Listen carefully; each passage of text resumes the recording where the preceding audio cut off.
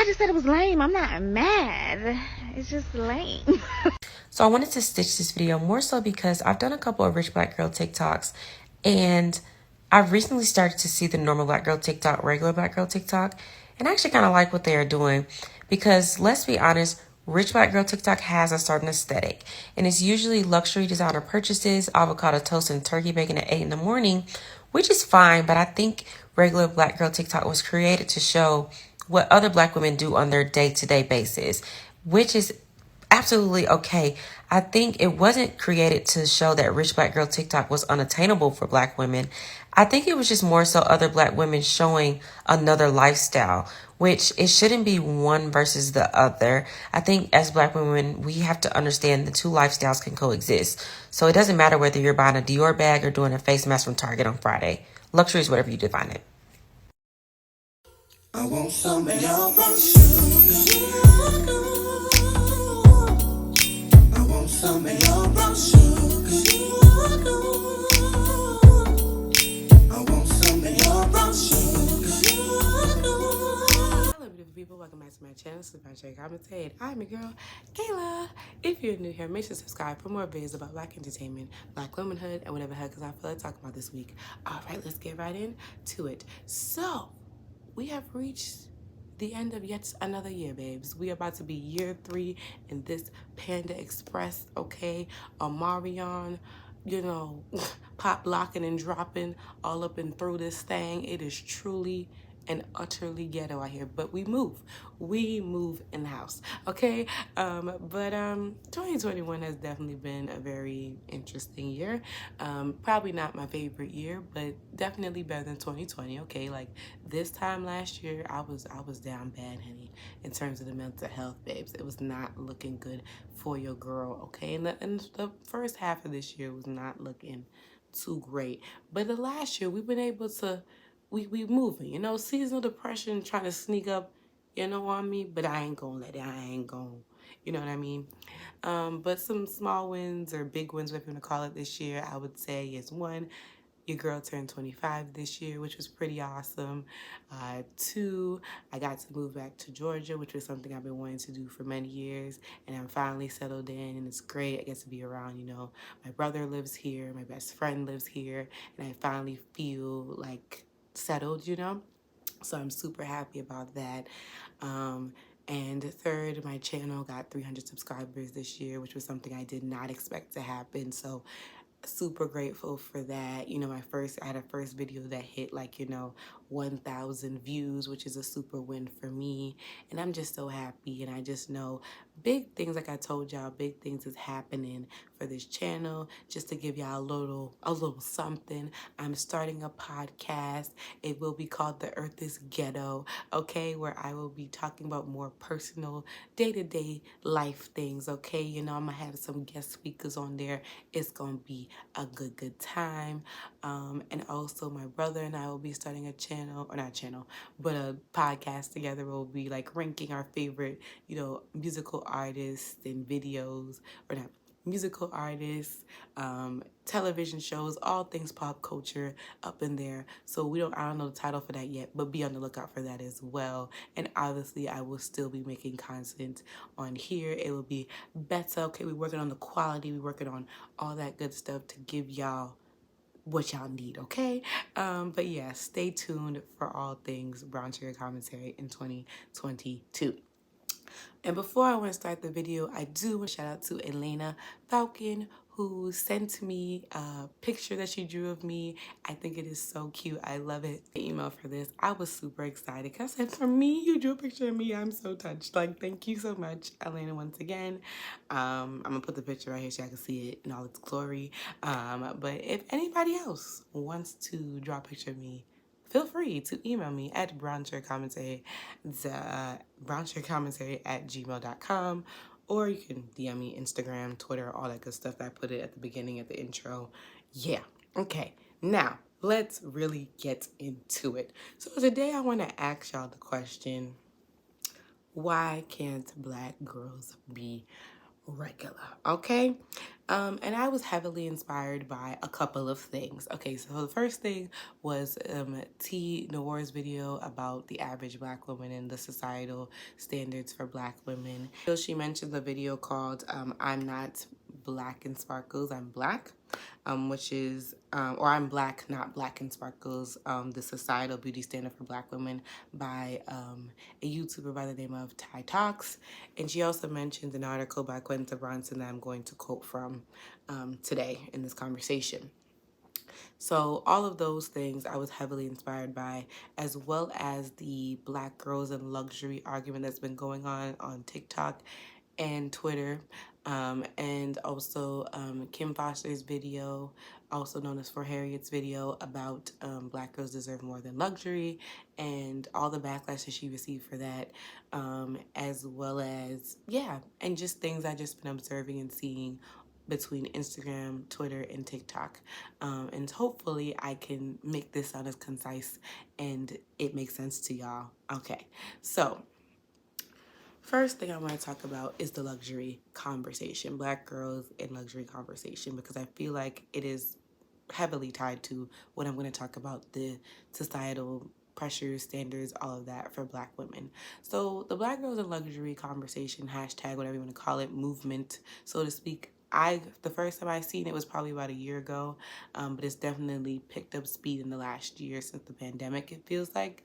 But it's essentially like Black women having nice things, like taking pictures of them having and videos of them having nice things, whether that be luxury fragrances or nice cars, luxury apartments, fancy vacations, just living lavish, right? Living real lavish.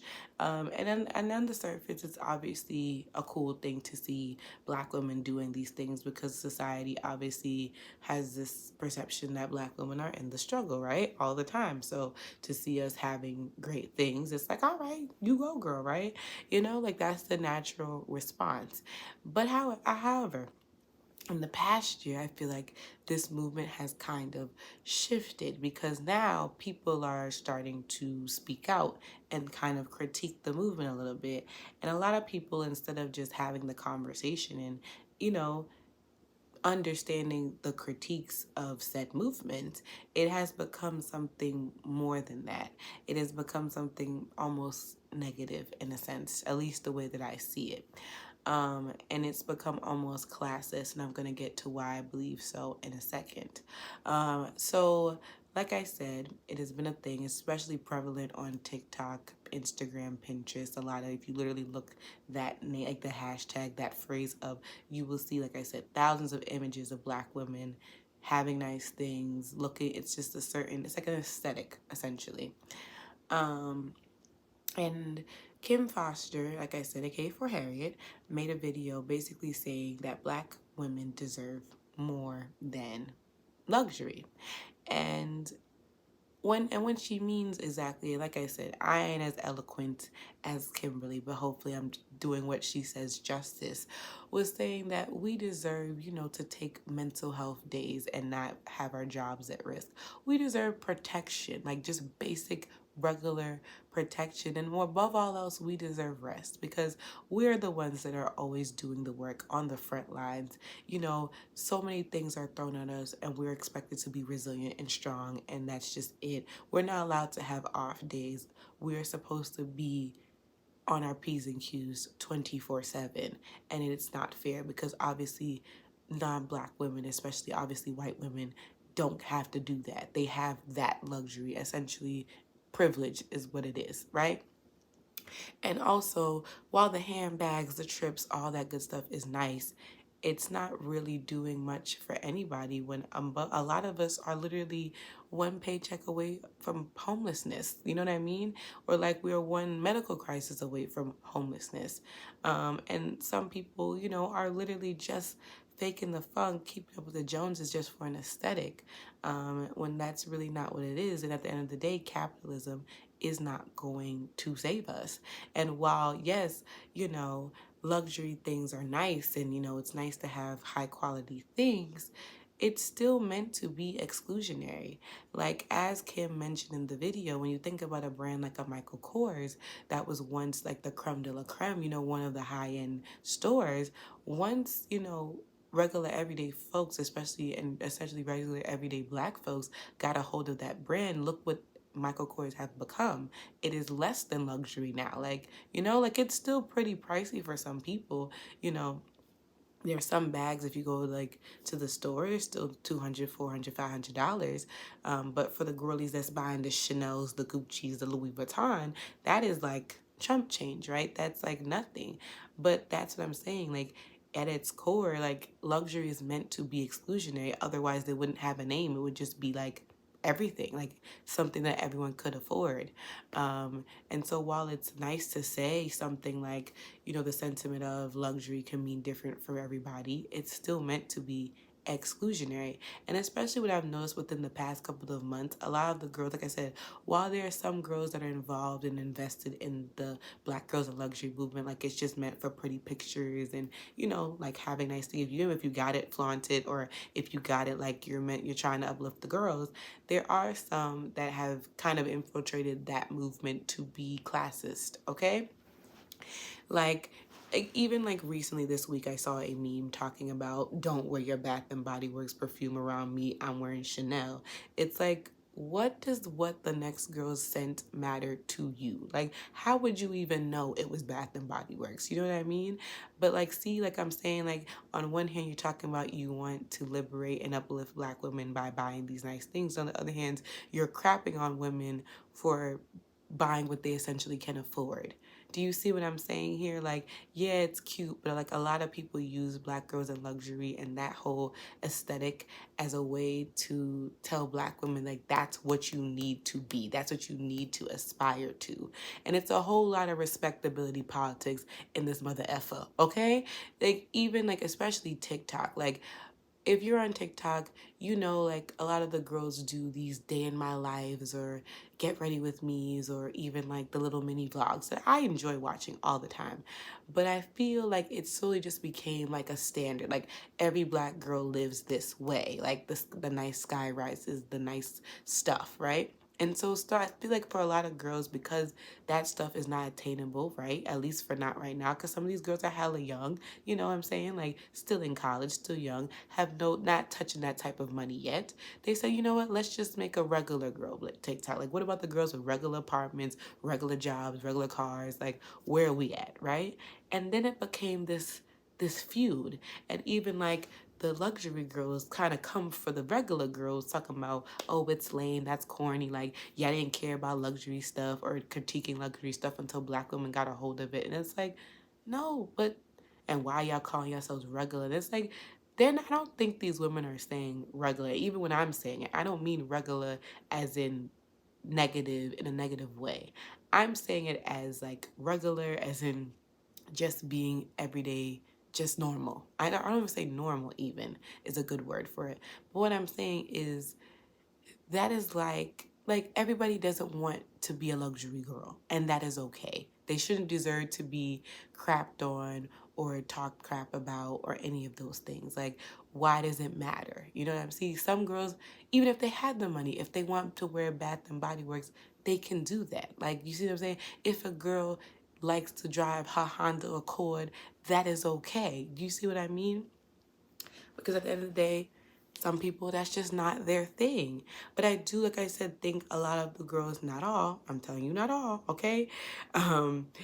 They use this as a way to be classist and try to subscribe to respectability politics in the way that if you guys need to have this clean, polished look and have these nice things and whatever. And if you don't, that's why people don't look to you a certain way. And it's like this whole, even to feed into the whole femininity thing, which is a conversation I really want to have and I'm going to make a video about eventually. But even that whole thing, like being where like this clean look, right? And even I seen on TikTok the same thing, this thing about the way that women are dressing, like trying to call things like bubble coats or like sneakers or those things like not feminine or not classy or whatever, or even critiquing women like about wearing even lace fronts, like people talking about women like, oh, I'm glad that women are going back to, the girls are going back to wearing sew-ins and tape-in extensions and not the bust down lace fronts and all that stuff. And I'm like, why does that matter?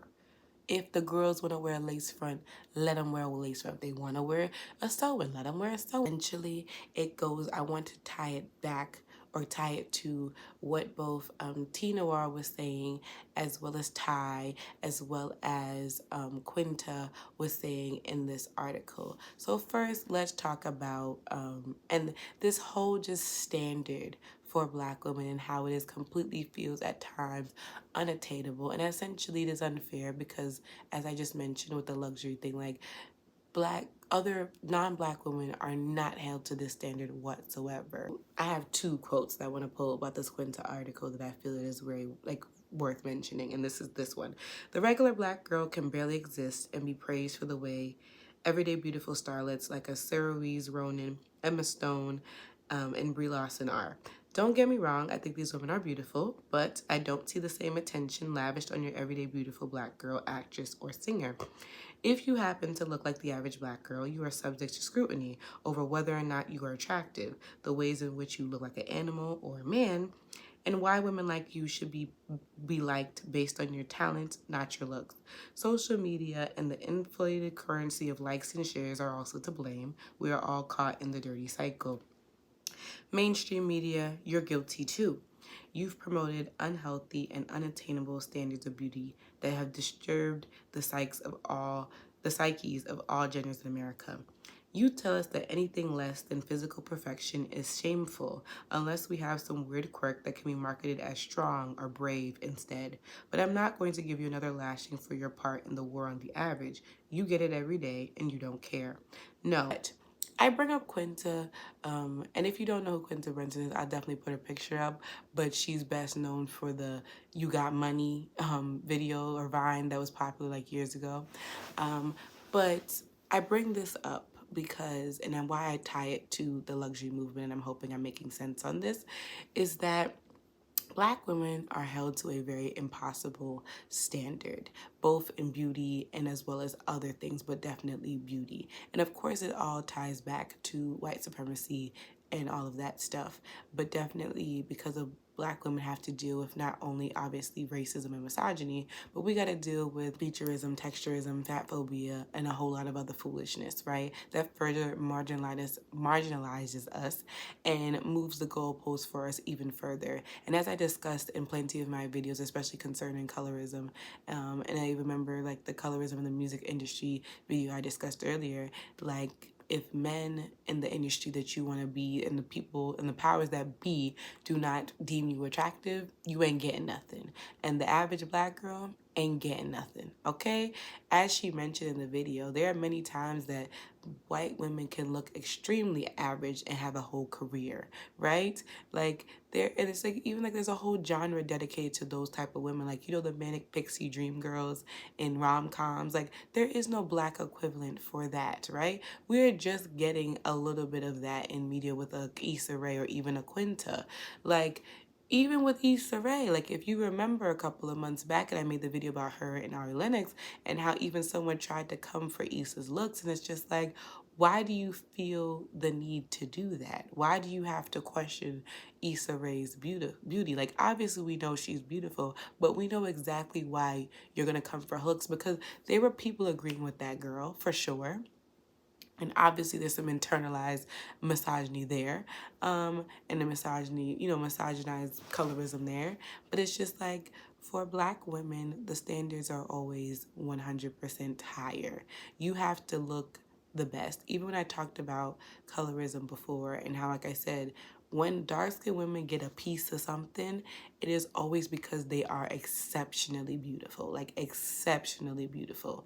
And even when they are exceptionally beautiful, they still don't get a little bit of nothing. And there will always be that idiot on social media or wherever telling us, hey, You don't deserve it. You don't deserve anything. You're ugly. You look like this, that, and the third. And even to talk about Ari, who I talked about before, but even T mentions in that video, that she was deemed ugly, right? Like there were men sitting there talking about she looked like a pit bull, right?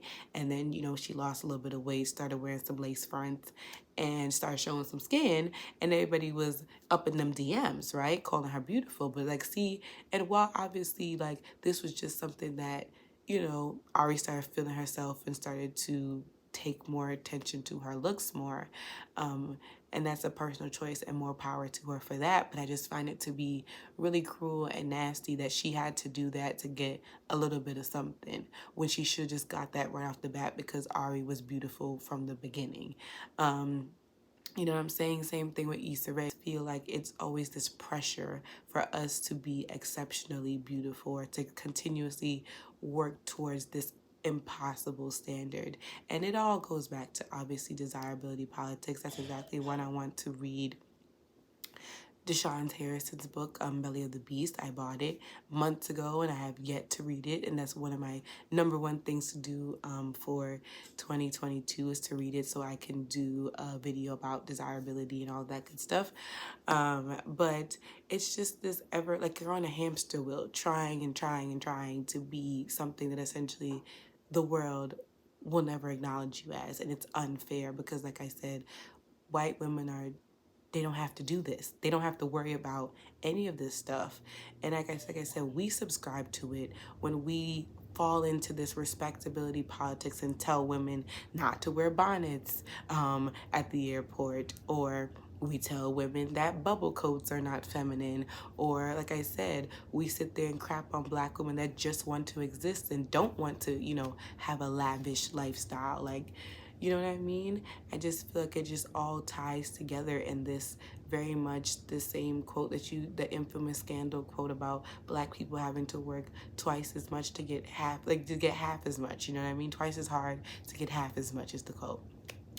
And it feels completely unfair. Like I said, when you think about the women that are like black women that are successful, they real successful. They're real talented, right? Like when you think about the Beyoncés or the Viola Davises of the world, like these are women that are at the top, at the very top, and even still get questioned and things. Like, but black women at every step, like I said, they can prove time and time again how great they are, and y'all will still be out here like, you know? But then there's, like I said, it's just this, we're not allowed to be regular. Like, we just can't exist. Just be a regular girl, just living life, okay? Just existing on this floating ghetto rock, okay? It's always, we gotta go harder. And to be completely transparent, to speak for myself, as a girl growing up, especially as a girl who grew up in a very white suburban place in the South, I've always remember, if you grew up in the Tumblr era, you know exactly what I am talking about. To be a dark-skinned girl in the Tumblr era, okay? When there was a certain aesthetic that was being heavily praised on social media. And to sit there and wonder, like, I don't look like, to sit there and look at yourself, you know, and be like, as a teen at this time, to be like, oh, like, I don't look nothing like that, and I'm never gonna look like that. Like, what is, you know, and just feeling super discouraged about yourself and down about yourself. And like I said, even for me now, like, a lot of the times I have to take breaks from social media, especially like the Instagrams and things, and not get so caught up in likes and followers and all that, because it will really eat you up. It will really make you feel like, damn, like I'm never gonna get there because I look this way and there's literally nothing I can do about it. You know what I mean? But like I said, black women by default are exceptionally beautiful. It doesn't matter. Your hair could be done up. It could not be done up. You could have a bust down lace front. You could have some box braids. You could have your hair just a natural fro or no hair at all, okay? I always think we are just exceptionally beautiful and extraordinary just merely for existing. And that's not me trying to make us to be these ethereal people that don't have thoughts or feelings or can show any weakness. I'm all for black women not being strong, you know what I mean? But what I'm saying is, we're beautiful, And we're extraordinary, like I said, just for being Black women and just existing every day. And if that is what you want to do, you can do that. You don't got to be whatever. But if you want to do those things, if you want to aspire for luxury stuff or all that, that is fine too. My whole thing when I talk about these conversations, especially about this and even colorism, like, I want a seat at the table for all of us. I want the Quincy Brunsons of the world to be just as successful as the Beyoncés of the world, okay? I want those two women to have a seat at the table with Solange, okay? Like, you know what I mean? Like, I just want all of us to have something. And I want us to be the quirky girl next door in a rom-com, okay? And we could be, you know, like I said, at the top and have all these great things, but it is okay to be regular too. There's nothing wrong with that. I don't see that to be an insult, you know what I mean? Especially when there's so many things at play to why we're not allowed to get those things. And until like those systems of colorism, featureism, texturism, essentially just anti-Blackness and desirability politics are taken down, which I don't know if we're gonna see in our lifetime, and maybe not even the next, honey, because the way this floating rock is on fire, okay? It is 70 degrees in December. I'm concerned, on a side note. You know, but I just wish I know. And like I said, I say all this to say, and I'm hoping that what I said today made sense. It's just Black women are allowed to just be.